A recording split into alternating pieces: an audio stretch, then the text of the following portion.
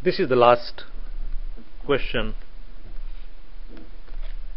problem 18 on page 953 of the student produced response type. And the question says, the table above shows student enrollment at Western High School from 1992 through 1996.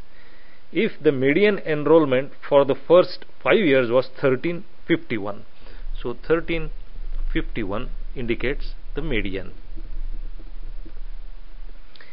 and no 2 years had the same enrollment, what is the greatest possible value of x?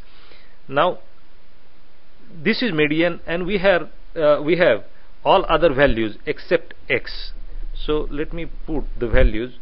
Actually the years will not make much difference because these have to be arranged in the decreasing or increasing order. So these are the values. Now this median is seen here. How many values are there? 1, 2, 3, 4, 5. So there must be 2 slots on this side which are greater than 1351. So I can safely say that 1459 will go here and 1552 will go here.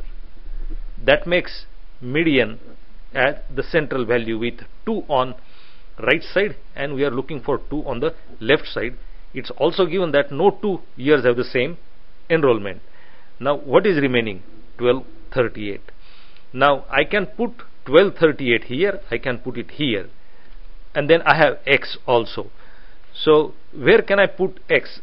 Depends on the question. That's the reason this question is to be read and interpreted